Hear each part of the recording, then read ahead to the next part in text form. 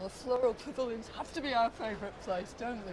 You can get so close into things. It's wonderful. It's absolutely perfect. And as somebody who runs a plant school, you need to get the students here. They need to be able to look at all these plants and make the comparisons between the two things. Yeah. It's just what sticks to the memory. It's absolutely perfect. I mean, books are all very well, but it's not until you're actually in here amongst the plants that you start learning these It's sort so of much things. easier to see it all, and you've got all these different things, all the structures of the plants, and the smell in here is fantastic because you can actually get really close and smell those plants. Today it's all about flowers, and you couldn't start off with anything better than that, could you? It's Lavandula pedunculatus. We call it bunny's ears. Oh, right. But have you seen this in the wild, Rosemary? I've seen that growing in the wild in the south of France, and it's just so beautiful. It sort of floats in the wind. It's really gorgeous. Yeah. Lovely, attractive colour. Of course, the real flowers are down here. They're part of this structure. Yes, and there's lovely showy bracts on the top. Yeah, because they've got to bring those insects in, haven't they? So they wave and in they come.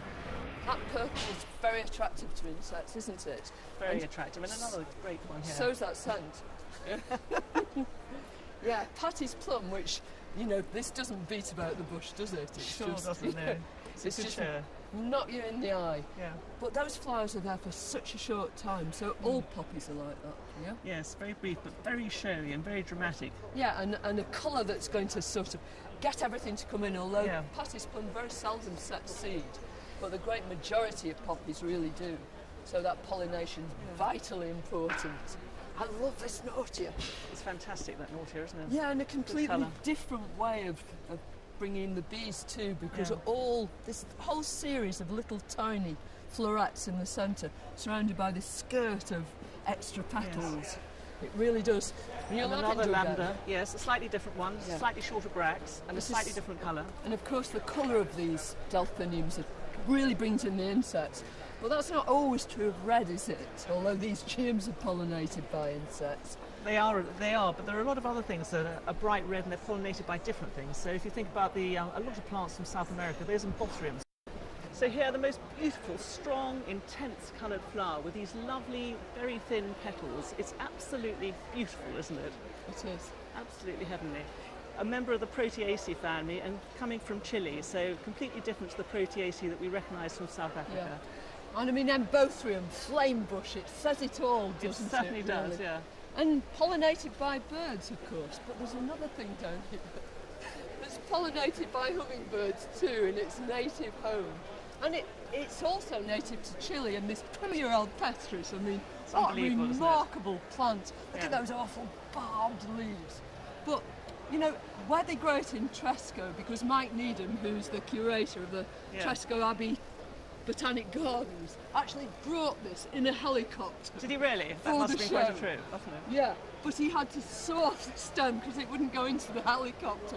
But on Tresco, they don't have any hummingbirds. But what they've found is that starlings sit on these buds and they actually dip their heads into here, and their heads are completely covered in golden pollen.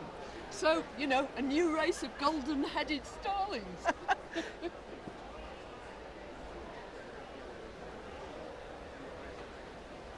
Of course, because red flowers are so vivid and bright, they don't really need perfume. But for lots of other plants, it's hugely important, isn't it? It certainly is. And here, I mean, a classic example, this cornus, everybody expects, because it's got those big showy bracts, it's going to be just total show and nothing else. But actually, those little flowers in the centre are the ones that are providing the scent. So it's still a scented plant. Yeah, but it's those a combination of the bracts and the perfume. If the first one doesn't get you, the second one will. Does. And here's a fantastic honeysuckle. This particular one, it's pale coloured. It's Graham Thomas. It's Graham Thomas, or Graham Stewart Thomas, whichever. Absolutely ideally adapted to a night-flying moth. Absolutely attractive. It's got the wonderful scent, but it's the pale colour, and that sort of thing you pick up in a lot of other plants. Yeah. So, for example, the rhododendrons, which I'm so terribly keen on, they've got exactly the same structure of the flower when you look at it. They've got that long corolla tube. Some of the more highly bred cultivars don't have it, but a lot of the original ones do. And the rhododendrons with the paler colours are the ones that tend to be scented. The rhododendrons with the stronger colours tend to be the ones that are not scented. Yeah. And likewise, the paler coloured ones, they're growing in very protected areas and they tend therefore not to be quite so hardy. So good thing to remember when you're looking at the rhododendrons. Yeah, but I've got a couple of the tender ones in my garden. But, have you? Yeah, and they are both very pale. Yes. Pale, sort of creamy yellow. Yeah. Do you know, I've never ever smelt them. Carol. Isn't that awful? Yes, it is. They're at the other end of the garden. But this Trachlospermum, I know, employs exactly the same method. You can always tell, can't you, with that long tube, because that proboscis has got to get down there. Because bees have very short tongues, don't they? So they never pollinate this kind of flower. But there are masses more over here too, Rosemary. There's another plant over here that's at its best in the evening, Hesperis matronalis. It's got sweet rock. It's beautiful, isn't it? So many country names, you know, Dame's Violet and Dame's Hyacinth, you know, and that perfume is just out of this world. And I always think it's a commuter plant because you can smell it in the evening when you come home. You haven't missed it for the day. And Philadelphia, smock orange, I suppose, is just so renowned, isn't it, for its perfume? Absolute classics. Chelsea have a wonderful scent, and here, honestly, the lilac. This is lilac time, isn't it? What better time than Chelsea to have lilacs? Yeah. And one of the scents that everybody really knows, I think, don't you? Everybody recognises it. Yes, don't you they? think of lilacs and you think of scent. It's absolutely wonderful. But of course, although we always think it's for us, it's actually for the insects. And it's the structure of these things too, isn't it, that pulls them in. I mean, this glorious Cirsium, just look at that. There were bees on here early, and there are absolutely masses of flowers in there, and all this pollen. But it all depends on the shape and structure of the flower. So while we're talking about the structure of flowers, we've got the most wonderful structure here, which is the digitalis. Yeah. Fantastic little bells that the bees can get right inside. When it's pouring with rain and they want to be nice and dry, they can get up into that little flower. Right. They've got a lovely sort of marking that takes them up into it. They can forage, it's nice and dry. That's it, and there's nothing to distract them, is there? No. Straight in there. Absolutely. And no doubt about it, it's going to get pollinated. Absolutely. But there are other things that usually are completely different. I mean, in here, it's not one big bell. It's a whole plateau of tiny little flowers. Yarrows belong to Compositae, belong to the daisy family. And the insects have got this marvellous sort of launch pad. You know, they can settle in here and just digest pollen and nectar from all these separate flowers. And that same construction is used with so many umbels.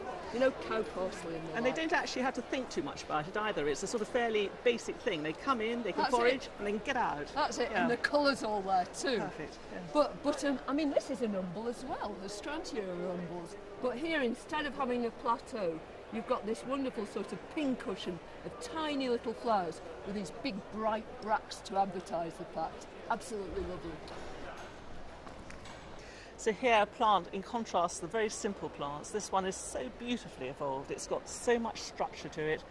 It's beautifully adapted to being pollinated. It's got these lovely long spurs that fill up with nectar. Yeah. That is what the insect wants. It gets in there, it wants to get that absolute bullion of the nectar and then leave, and it's happy. Exactly. So whether it's structure, whether it's scent, whether it's colour, I mean, all these developments in flowers, you know, that are actually to make sure that they procreate are enjoyed by we gardeners. It's such a wonderful world, isn't it? So important.